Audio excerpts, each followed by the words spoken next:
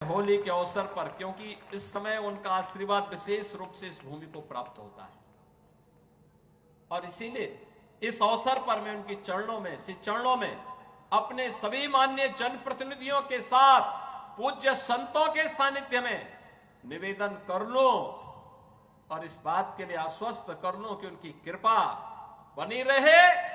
यहां का विकास होगा, पूरा विकास होगा। जैसे अयोध्या में, जैसे प्रयागराज में, जैसे काशी में, जैसे मां विंध्यवासिनी धाम में आपको दिखाई दे रहा है, यही हर विकास के कार्य यहां पर इसी रूप में आगे बढ़ेंगे।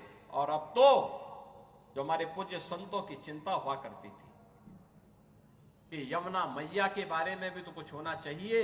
और बहनों और भाइयों, मैं आज आप सबसे कहने के लिए आया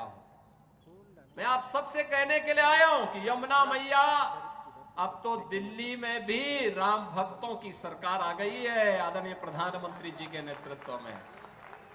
तो ये मान करके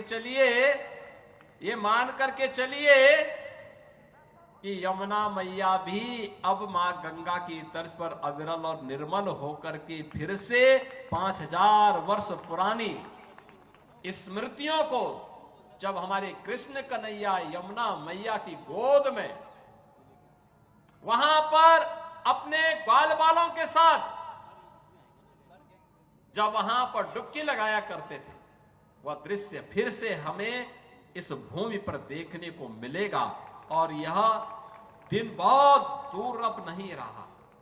और इसीलिए आज के इस अवसर पर आप सबको मैं होली की अपनी मंगल में शुभकामनाएं देता हूं, बधाई देता हूं। वैसे भी यहां के तीर्थ के बारे में यह मान्यता है कि बरसाना तो साक्षात ब्रह्मा जी का प्रतीक है। नंदगांव भगवान शिव शंकर है और गोवर्धन साक्षात विष्णु है। इन तीनों का संगम हमारी ब्रजभूमि में है। तो कौन ऐसा व्यक्ति होगा जो ब्रजभूमि के रज रज को अपने साथ जोड़ने का और अपने आप को उसके साथ आत्मसात करने का दुर्लभ आशीर्वाद से वंचित रहे। और हम लोग भी उस आशीर्वाद को लेने के लिए आज यहां पर आए हैं।